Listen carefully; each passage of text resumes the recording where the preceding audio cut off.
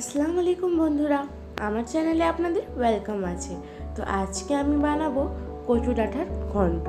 তো চলো কীভাবে বানাবো রেসিপিটা একবার দেখে নিই।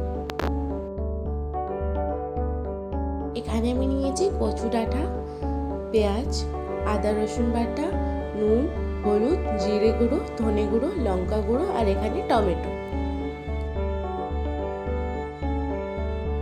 প্রথমে কড়াইতে জল দিয়ে ওটার মধ্যে ডাঁটাগুলো দিয়ে ডাঁটাগুলো সেদ্ধ হতে দেব।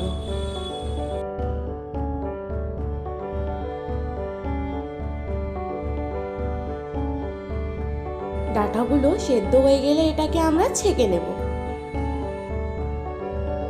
এবার কড়াইতে তেল গরম করে এটার মধ্যে আমরা শুকনো লঙ্কা, তেজপাতা, গোটা জিরে দিয়ে একটু নাড়াচাড়া করে এটার মধ্যে আমরা পেঁয়াজগুলো ঢেলে দেব।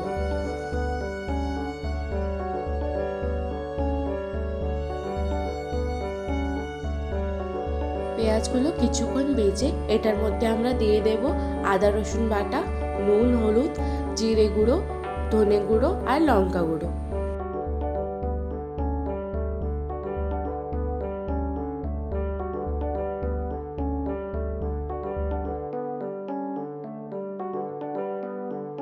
এটার মধ্যে অল্প জল দিয়ে ভালো করে মশলাগুলো কষিয়ে নেব।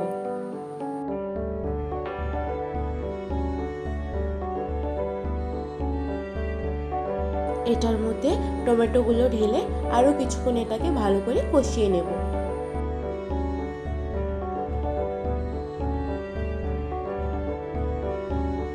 মশলাটা কষানো হয়ে গেলে এটার মধ্যে আমরা কচু ডাঁটাগুলো ঢেলে ভালো করে এটাকে মিক্স করে নেব।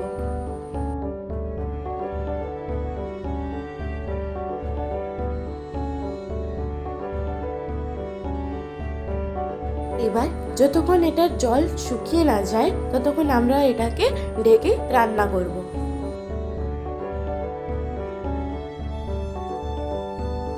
এবার লাস্টে এটার মধ্যে আমরা দিয়ে দেব অল্প চিনি আর শুকনো জিরে গুঁড়ো।